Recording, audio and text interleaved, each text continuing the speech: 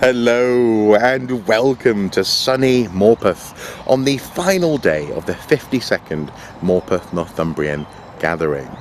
It's always a real pleasure to be invited back to be part of this local festival of history, culture, food, dance, music, language and identity. And this year there was a strong theme, the theme of neighbours near and far. It's no accident that the festival organisers wanted to remind us of the way in which the northeast of England is connected to the rest of the world. We are, after all, post-Brexit Day, or the day when people thought we would be outside the EU. And it was a great opportunity to remind us that Northumberland has benefited from international connections in the past and hopefully will continue to benefit from international connections well into the future. With that in mind, on Friday I was in Market Square with a stall dedicated to the Lindisfarne Gospels, inviting people to learn about Old English, Old Norse, and the ways in which the Lindisfarne Gospels were constructed using materials and knowledge and expertise from across the world, all coming to the northeast of England by ship and by land.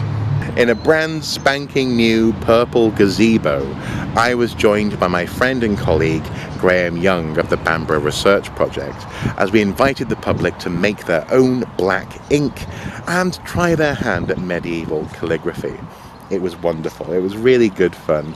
A bit messy, a bit windy, and a bit sticky actually with the honey, but great fun. And also really nice to see people light up at the prospect of getting their hands dirty and learning a bit about what the Lindisfarne Gospels represents in terms of its achievement and its international connections. Yesterday we were here in the park at the William Turner Garden. In fact, you can see the purple gazebo just behind me there. It's wonderful. And we were talking about prehistory. I was joined by Mrs. Soup, and we were emphasising the skill of people in prehistoric times. We did this by getting people to make a spearhead out of foam and trying to hold in their heads the shape of the spearhead that they wanted to make while slicing the foam using a butter knife. Now, this is much easier as a task than striking flint. It's also much safer, crucially.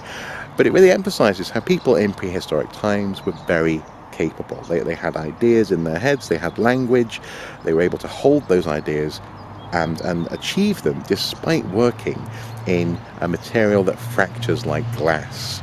And this was just the beginning. We walked through the Paleolithic, the Mesolithic, the Neolithic, and into the Bronze Age, talking about the ways in which people slowly moved into the area and changed and started to form what would become modern Britain, the modern world in many respects, especially once people started to farm.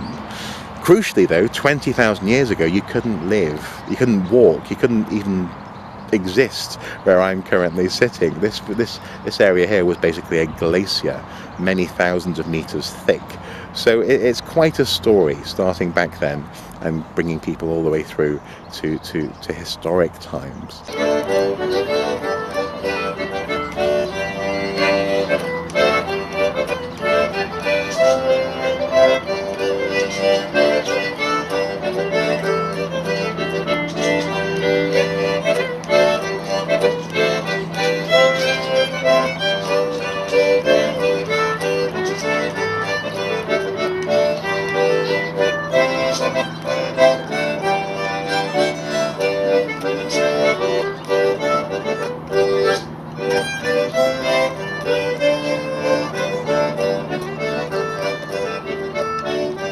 And today has been all about historical information and trivia.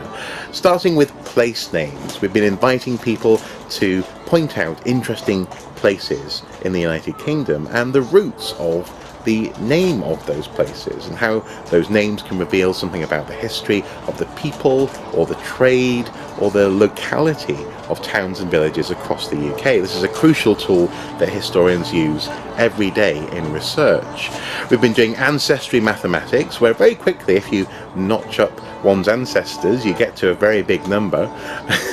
We've been tying that number to a timeline of human history and what's going on at any given time in that family tree.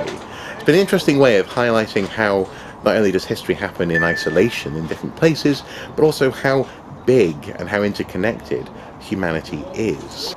And of course, we've been doing the Archifacts quiz, the infamous quiz, where people get a chance to honk the horn of victory and maybe win a bag of sweets based on their prowess in the realm of historical trivia.